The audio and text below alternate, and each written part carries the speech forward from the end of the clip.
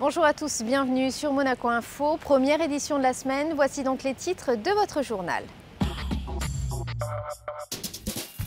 Nous commencerons cette édition avec le déplacement du souverain à New York. Il participera notamment à l'Assemblée générale de l'ONU. Nous reviendrons sur la 18e journée européenne du patrimoine en principauté. Nous parlerons sécurité routière avec le 28e concours européen d'éducation routière FIA. Et nous terminerons comme chaque lundi avec votre rendez-vous sport en fin de journal. Mais avant de développer ces titres, une dépêche officielle du Palais Princier nous apprend que le prince Albert II se joint à la douleur des nombreuses victimes et familles endeuillées par l'attaque terroriste menée samedi à Nairobi au Kenya. Le souverain, sa famille et la population monégasque présentent ainsi leur compassion et leur solidarité au président de la République du Kenya. Ce lundi, le souverain est arrivé à New York où il assistera à l'ouverture de l'Assemblée générale de l'ONU. Il interviendra notamment à la tribune des Nations Unies et ce déplacement revêt un caractère tout particulier puisque l'on célèbre les 20 ans d'adhésion de Monaco à l'ONU. Un reportage d'Élodie Messager et Serge Prémont. Les chefs d'État du monde entier sont attendus cette semaine à New York pour participer au débat de la 68e Assemblée générale des Nations Unies. Une session particulièrement significative pour Monaco qui célèbre le 20e anniversaire de son entrée à l'ONU. Le 28 mai 1993, le souverain s'adressait pour la première fois à la prestigieuse assemblée. Depuis, la principauté a démontré son engagement en prenant une part active aux travaux des différentes commissions.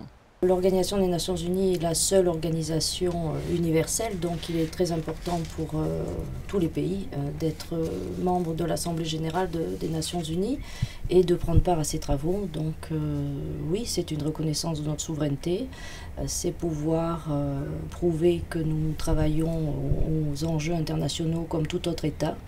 Et dans un monde tellement ouvert, c'est indispensable d'y être. Ces dernières années, les initiatives sont multipliées, notamment en raison du leadership exercé par Son Altesse Sérénissime le Prince Albert II dans le domaine des océans, mais aussi pour le sport, service de la paix et du développement.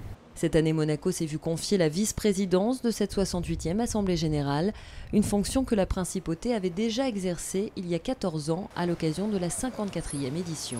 En tant que vice-président de l'Assemblée générale, vous participez donc à toutes les réunions du bureau.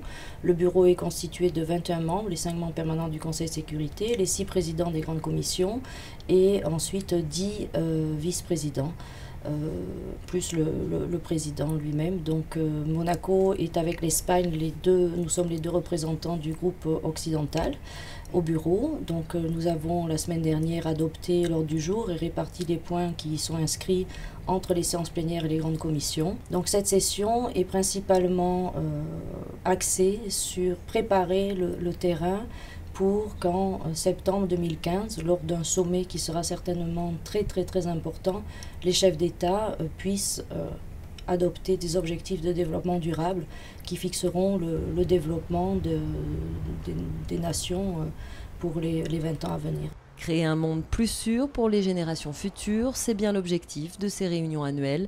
Parmi les principes fondamentaux de l'ONU, le maintien de la paix, le respect des droits de l'homme ou encore le développement des relations amicales entre les peuples. Les débats se dérouleront toute la semaine au siège des Nations Unies. Et derrière moi, vous pouvez apercevoir le bâtiment dans lequel les 193 chefs d'État membres de l'ONU vont se réunir d'ici quelques heures, ici à New York. À cette occasion, un périmètre de sécurité sera mis en place, le quartier sera entièrement bouclé. La principauté de Monaco, vous l'aurez compris, aura un rôle important à jouer en tant que vice-président de cette 68e Assemblée générale. Le prince souverain s'exprimera mardi à la tribune des Nations Unies, un discours que nous suivrons avec attention et que nous vous retransmettrons en intégralité sur Monaco Info. Et en parallèle à New York et en bref dans le reste de l'actualité. Près de 200 invités sont venus célébrer le 150e anniversaire de Monte Carlo à New York. Une soirée de légende Timeless Monaco était organisée. Les nombreuses personnalités présentes ont pu notamment tenter leur chance au casino et participer à une vente aux enchères silencieuse au profit de la fondation Princesse Grace USA. La 18e journée européenne du patrimoine aura permis à de nombreux visiteurs d'apprécier la richesse et la diversité des lieux culturels en principauté ce dimanche. Tour d'horizon avec Christine Datomel et Thomas Deus. Sous un ciel bleu et limpide, cette 18e édition de la Journée européenne du patrimoine a rassemblé énormément de gens venus de tout horizon en principauté. Que ce soit aux abords du casino, sur le boulevard du Larvoto ou sur le Rocher, les visiteurs n'avaient que l'embarras du choix. Musées, cathédrales, palais de justice, mairies, des visites guidées ont été programmées dans tous les sites, des sites habituellement privés et peu connus, comme par exemple la résidence du ministre d'État. Ça contribue au programme de cette journée européenne du patrimoine, qui est très riche, et le public peut découvrir la résidence du ministre d'État et les grands salons, la salle à manger, où la table est dressée comme si on attendait une personnalité, la terrasse, donc la vue magnifique sur le port, et aussi le bureau. J'ai passé un petit moment ce matin et je serai de nouveau là cet après-midi pour les accueillir, pour bavarder avec eux. Certains posent des questions sur le fonctionnement du gouvernement. Donc c'est avec grand plaisir que chaque année j'ouvre la résidence du ministre. Nous venons de Belgique, nous autres. Et on profite généralement de ces journées-là pour visiter des bâtiments historiques. Et je crois qu'ici, il y a du monde, c'est bien. Le mercredi, il y a tous les ministres de l'État qui viennent ici pour une meeting. La beauté et la richesse, c'est grandiose, c'est très beau. Et si le ministre d'État a souhaité la bienvenue à ses hôtes, les visiteurs ont également apprécié l'accueil chaleureux des élus à l'entrée du nouveau siège du Conseil national. Extraordinaire. Parce que l'accueil est très chaleureux. Les gens sont à notre disposition sur n'importe quelle question. Et ça, c'est très important. Alors, qu'est-ce que vous avez visité aujourd'hui ? Alors, on a visité le palais, on a visité une chapelle, le musée Chapelle. Qu'est-ce qu'on a visité encore ? On a admiré la mairie. Alors, une préférence ? Le palais, c'est quand même pas ordinaire. On ne le visite pas. La mairie aussi, la mairie était... Et puis, là, c'est le Conseil national. Oui. C'est très intéressant de voir les deux, le Conseil municipal et le Conseil national. Les visiteurs vont découvrir l'ensemble des fonctions du Conseil national. De nombreux élus, une fois par heure, présentent le mode de fonctionnement législatif du Conseil national, les prérogatives, les droits, la place du Conseil national au sein des institutions en principauté, la différence entre le pouvoir exécutif, législatif et donc judiciaire également. Nous sommes dans l'hémicycle, les gens peuvent y séjourner un petit moment, une petite heure, en écoutant donc les conseillers nationaux présents qui les accueillent. Et ensuite, il y a une petite visite guidée qui se passe à leur gré dans l'ensemble des différentes salles du nouvel établissement. De la bibliothèque au bureau du président et des élus, en passant par la terrasse panoramique, le bâtiment du Conseil national ne recelait plus aucun secret. Et si le siège du Parlement a séduit les visiteurs, un autre monument a lui aussi été pris d'assaut. Il s'agissait de l'une des grandes nouveautés de cette journée. L'Académie Princesse Grace a ouvert ses portes au public pour la toute première fois.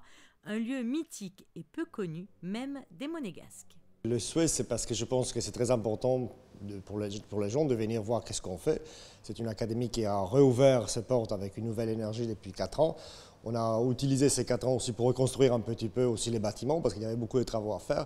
Je pense que là, cette année, c'est vraiment tout est plus ou moins neuf, ça sent vraiment le neuf. C'est important pour les gens de savoir aussi qu'est-ce qu'on fait, car souvent les gens passent ici et me disent « ça fait 10 ans que je passe devant, mais je n'avais aucune idée de qu'est-ce qu'il y avait à l'intérieur ». La visite commence, on va dans les patios, qui est un des endroits les plus jolis de l'académie. J'explique un peu l'histoire de l'académie, j'explique qui je suis, qu'est-ce que c'est les souhaits de la principauté par rapport à cette académie. Une fois que j'ai expliqué tout ça, on va monter en fait et regarder un peu l'âme de l'académie. C'est pour ça que j'ai voulu que ce n'est pas juste une visite du bâtiment, mais que les élèves aujourd'hui dimanche travaillent et les professeurs aussi pour vraiment voir l'âme de cette académie. Et on va visiter les 3 studios et regarder les cours de danse classique et les cours de danse contemporaine. 38 sites, dont certains inédits, comme par exemple la salle Garnier, ont été exceptionnellement ouverts ce dimanche pour l'occasion et ont connu une affluence record. La prochaine journée européenne du patrimoine aura lieu le dimanche 21 septembre 2014. Le concours européen d'éducation routière a lieu en ce moment et ce jusqu'à vendredi au Monténégro. Jean-Sébastien Dussert a pu rencontrer ces 4 jeunes monégasques sélectionnés.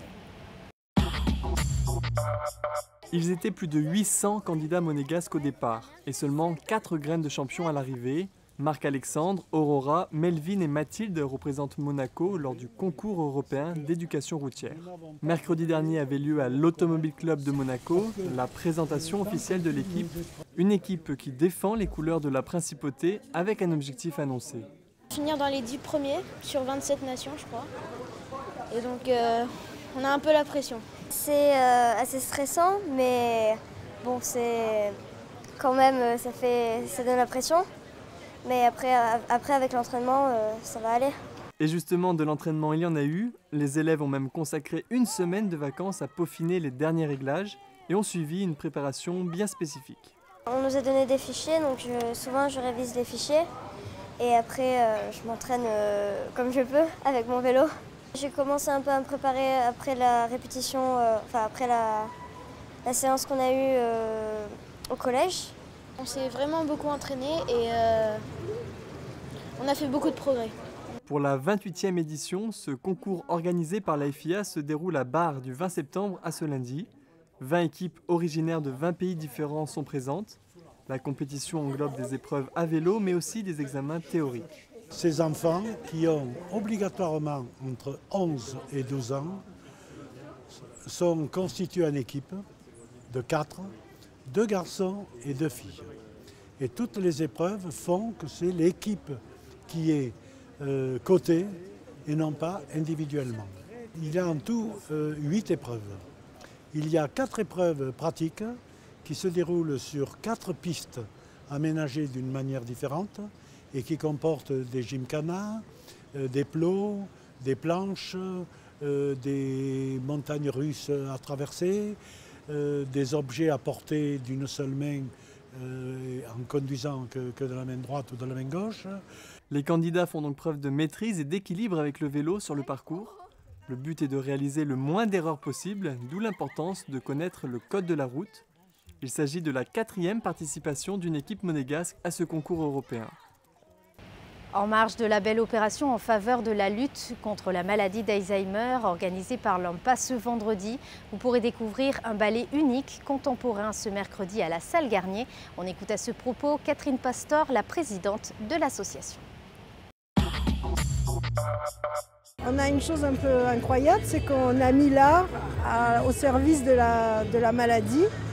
Et on l'a déjà vu dans le théâtre, dans les films, dans les peintures. Mais là, c'est le ballet. Et je trouve que c'est une belle expression pour raconter l'histoire de cet homme qui perd la tête. Enfin, cet homme, c'était un puissant industriel qui a consacré sa vie à son travail. Et il ne s'est pas occupé de ses émotions, de cette partie du cerveau justement qui est importante quand on arrive à la maladie. Et tout d'un coup, il va danser avec sa maladie, avec Alzheimer, qui est une femme. Et ils vont danser, il va être emporté avec elle. Mais il va être emporté dans un beau monde. C'est aussi le monde de l'amour, des émotions, des sentiments. Et si la famille pleure d'un côté, ben lui, il est heureux.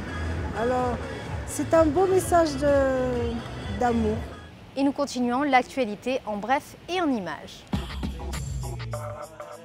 Vous le voyez sur ces images, 2 curés ont été promus ce dimanche en principauté. Tout d'abord Guillaume Paris pour l'église Saint-Nicolas à Fontvieille et Fabrice Gallo pour la cathédrale de Monaco. Dans un tout autre registre, Madame Husson a organisé son traditionnel cocktail de rentrée à son domicile. De nombreuses personnalités étaient présentes. L'Office des timbres-poste propose à la vente à partir de ce lundi 3 nouveaux timbres. Tout d'abord le centenaire de la première traversée aérienne de la Méditerranée par Roland Garros et enfin 2 éditions spéciales yachting. Ces timbres seront proposés aux abonnés et aux clients, aux autres valeurs du programme philatélique de la 2e partie de 2013. Et avant de terminer, passons aux prévisions météo. Mardi, du soleil au programme et des températures qui iront de 20 à 25 degrés. Mercredi, toujours une belle journée en perspective avec un mercure identique à la veille. Jeudi, peu de changements avec des températures allant de 20 à 25 degrés. Et enfin, vendredi, un ciel toujours très ensoleillé malgré quelques nuages dans la matinée avec une maximale de 25 degrés. C'est la fin de cette édition, merci de l'avoir suivi. À présent, retrouvez comme chaque lundi votre rendez-vous sport présenté par Frédéric Elion. Très bonne semaine à tous sur Monaco Info. Ce mois de septembre rime avec rentrée sportive. C'était le cas au Judo Club de Monaco. Et pour ce premier cours au dojo du Stade Louis II, des enfants ont eu la chance d'avoir un professeur assez spécial. Je ne vous en dis pas plus et vous laisse découvrir ce reportage d'Émilie Rousseau. C'est une reprise très spéciale pour ces petits judokas du Judo Club de Monaco. Ils ont débuté cette nouvelle saison par un cours très particulier, un cours en présence d'un champion du monde en titre, Loïc Pietri. Fin août, il a été sacré à Rio dans sa catégorie des moins de 81 kg. Et lorsque son emploi du temps lui permet, il revient toujours ici, au dojo du Stade Louis II, là où son père, Marcel Pietri, entraîne depuis une vingtaine d'années. C'est toujours un plaisir, je veux dire, c'est le métier de mon père, il est passionné, il fait ça tout le temps et je pense qu'il le fait bien. Et quand je peux venir lui donner un coup de main et venir voir ce que c'est le métier de professeur, je viens toujours et ça me fait plaisir. Et chaque retour en principauté a une saveur particulière pour Loïc Pietri, car il y a 15 ans, c'était lui qui a été à la place de ses enfants sur les tatamis monégasques. En effet, le champion du monde a été formé ici à Monaco avant de rejoindre l'INSEP et l'Olympique Judo Nice à sa majorité. Loïc est donc un bel exemple pour ses judokas en herbe. Il est fort, qu'il a appris beaucoup de choses, qu'il est sérieux. Et c'est tout. Moi, j'ai appris à faire une technique. Voilà. C'était un parcours, un chemin qu'il fallait suivre. C'est un exemple pour toi? Bon exemple. Et toi? Moi, j'ai tout aimé. Pour le combat, j'ai aimé aussi. Et Loïc, qu'est-ce que tu en as pensé? C'est un exemple. Pendant une heure, ces enfants auront partagé un beau moment en compagnie de ce champion du monde en titre. D'ailleurs, ils n'ont pas hésité à faire signer leur kimono pour garder ce souvenir intact. Et pour en savoir plus sur Loïc Pietri, rendez-vous jeudi après le journal de 19 h. Vous pourrez découvrir une rencontre avec le jeune champion du monde, un entretien réalisé par Émilie Rousseau. Dans le reste de l'actualité sportive, en bref, premier match et première victoire de la saison en National 2 pour les pongistes de l'AS Monaco. Succès 8-2 face à Annecy.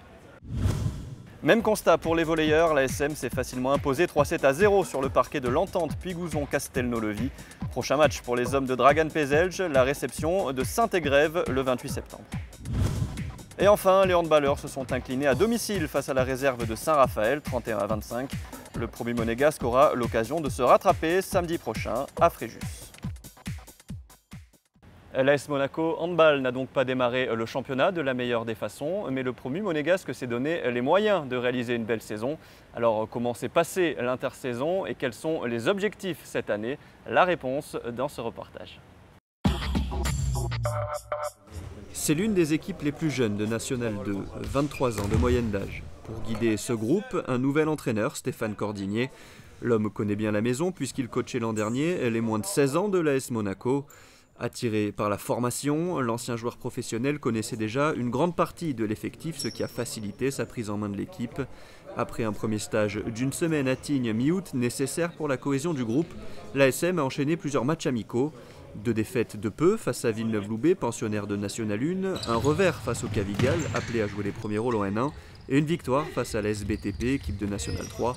Ces matchs amicaux ont permis de tirer pas mal d'enseignements positifs. L'objectif pour le promu monégasque cette saison, figurer le mieux possible. On n'a pas non plus une visibilité très forte de la National 2, de ce championnat. C'est une poule très compliquée dans laquelle figurent des centres de formation, hein, Nîmes, Istres, Saint-Raphaël. C'est que le premier donc, de la poule qui accède à la National 1. Donc bon, c'est quand même un challenge très haut. Donc je pense que bon, l'important c'est de prendre match après match et puis au fur et à mesure, et on va dire jusqu'à décembre, on va prendre la mesure un peu du niveau de cette poule, quoi. Monaco s'est renforcé à l'intersaison, 5 recrues dont plusieurs qui ont connu le haut niveau. Samuel Balestrini et Martin Cottard ont évolué en N1 et Jordan Perrono arrive lui de Pro D2, la 2e division française. J'ai été très agréablement surpris de la qualité de la prépa. Je m'attendais à ce que ça soit un petit peu moins bien que ce que j'ai connu au niveau et la prépa ici, elle n'a rien à envier à un club de haut niveau. On a fait même des meilleures préparations que beaucoup de clubs de deuxième division, je pense. On a un effectif qui est vachement étoffé, il y a du nombre. On a recruté des joueurs qui ont connu le haut niveau, il y en avait déjà avant. Je pense qu'on n'a rien à envier à aucune des équipes de cette poule. Ce qui va faire la différence, ça va être la régularité sur toute la saison. Monaco joue encore sur 2 tableaux en ce début de saison. Les joueurs de Stéphane Cordigné ont remporté leur premier tour de Coupe de France 29-28 face à la Seine-sur-Mer, une équipe de N1. Pour espérer faire un aussi beau parcours que l'an dernier où l'ASM avait atteint les 16e de finale, il faudra battre Fréjus au 2e tour. Match dimanche 6 octobre à 16h au Stade Louis II. Ce journal des sports est à présent terminé. Merci de l'avoir suivi. Je vous laisse sur ces images de la réception au ministère d'État des athlètes qui ont défendu les couleurs monégasques lors des Jeux des petits États d'Europe, des Jeux méditerranéens et des Jeux de la francophonie. À très bientôt sur Monaco Info.